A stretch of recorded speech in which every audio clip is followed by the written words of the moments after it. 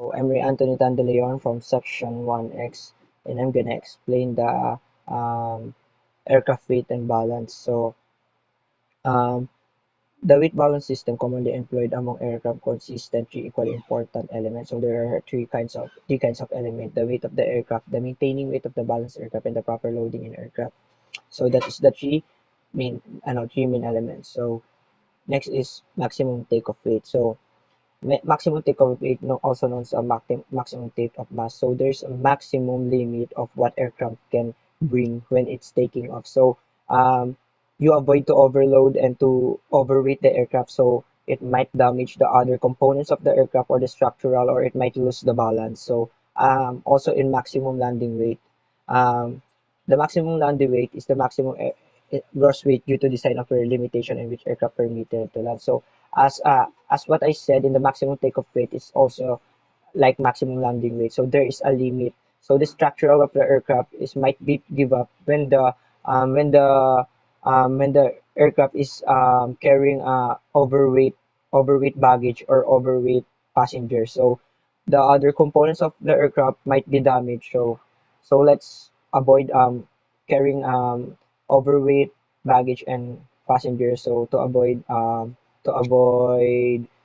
accident is that gross weight, tare weight, and net weight. So gross weight is countable and uncountable plural gross weight. So ito yung the total weight of the aircraft included the passenger, the fuel, and all the stops that are inside the aircraft and all the baggages. And next is the tare weight. Tare weight is the weight of the chocks, blocks, and stands, etc. These all the things are used by weighing an airplane. So their weight was included in the scale reading. So they are included when the airplane is weighing when they are trying to get the weight of the aircraft. So when you deducted this, that is the tare weight. So net weight is the net weight of an item in total weight. The total weight. So we will deduct the total, I don't known as the great weight, I known as the gross weight, and known as the tare weight. So tatanggalin na yung tare weight pati gross weight, and then matitira na lang yung weight ng aircraft. So that's the net weight. That is the total weight of the aircraft.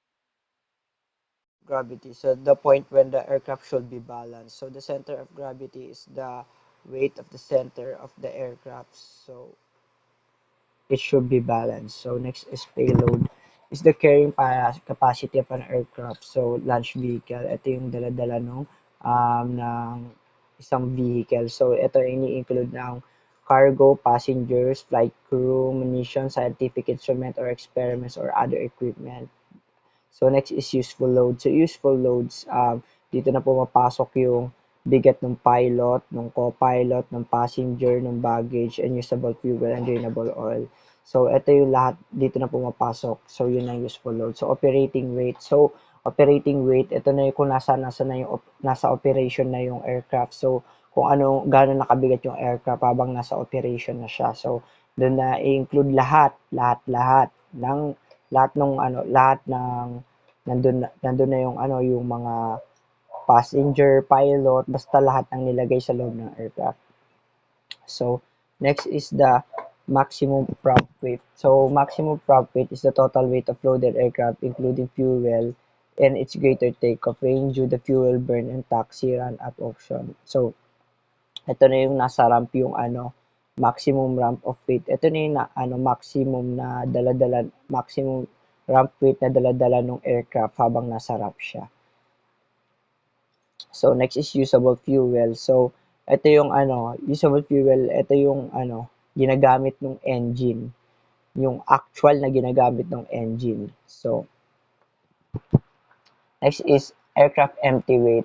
So the empty weight of an aircraft is the weight of the aircraft the weight of the aircraft without including the passengers. So ito na yung standard weight ng aircraft. So wala yung passengers, yung cargo, yung baggage, yung co-pilot, anything that inside in the anything na pinulalagay sa aircraft. So yun yung aircraft empty weight. So wala ni kundi yung mismong aircraft lang. So maximum zero fuel rate. So as the maximum zero fuel rate. So dito yung yung the maximum zero fuel rate is the maximum weight allowed before usable fuel and other specified usable agents. So, katulad na itong yung yung kailangan na fuel pero hindi included doon yung usable fuel. So, iba pa yon. So, yun, dito nilalagay yung maximum. Siguro ito yung mga, based on my own, siguro ito yung mga extra fuel or iba pang mga, pwedeng i-load dun sa aircraft. So, weight. Weight is the force which gravity attacks body towards the center of the weight. It's product of the mass of body acceleration acting on the body. So, yon. Weight is so, weight ito yung yung kung saan hinihila ka ng gravity pababa. So, weight, mas mataas ang weight mo, mas mataas yung gravity. Mas mababa yung weight mo, mas mababa yung gravity. So, yon.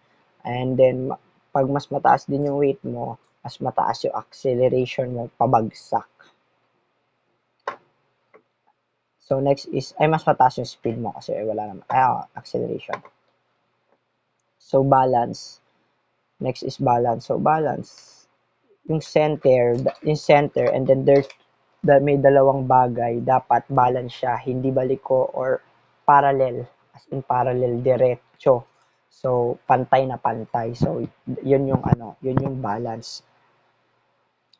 So, last question is, what are the effects of overload and overweight aircraft? So, here's my answer. The fuel consumption increase when carrying extra load. So, syempre, mas magko-consume yung fuel, mas malakas mag-consume ng fuel yung aircraft dahil sa mas malakas yung ginagamit na power ng aircraft dahil mas mabigat yung aircraft. So, mas malakas yung power na gagamitin, mas malakas gagamit ng gas yung isang aircraft. So, overloading vehicle is illegal. So, overloading is vehicle. So, these are, by the way, these are the effects of overloading the aircraft. So, overloading of vehicle is illegal. So, if there's something happen to the aircraft, there is no insurance. So, mavo-void lahat ng insurance ng vehicle. So, kasalanan nyo yun, kasalanan ng company yun, hindi ng manufacturer ng aircraft. So, wala kayong insurance, mavo-void lahat. So, next is this difficult to steer and take longer to stop. So, syempre, pag mas mabigat yung aircraft, tapos nasa momentum na yung bilis ng aircraft, mas mahirap na siyang i-brake, mas mahirap na siyang kontrolin, pati yung steering niya, mas mahirap na dahil mabigat yung aircraft. So, yon, isa rin yung disadvantage ng isang aircraft. So, when yung momentum mo sobrang bilis na, medyo mahirap na siya pigilan. So, kailangan ng kadalasan pag mabigat yung aircraft, kailangan na mas mahabang lalandingan yung aircraft. So, next is it makes the vehicle less stable. So, pag overload yung aircraft, syempre, hindi siya stable or minsan hindi pa balance. So, ang napakahirap talaga siyang steer. So, yun nga, kakasabi ko nga, mahirap na siyang kontrolin. So, overload. So, ito ang pwedeng isang cause ng aksidente, overload ng aircraft. So, kaya iniiwasan to. Kaya, so, pwede siya mag-cause ng damage sa aircraft, sa tao. So, pwede pang mag-cause ng death. So, isa yun sa maaaring epekto ng pagkakaroon ng overload na aircraft. So, that's all.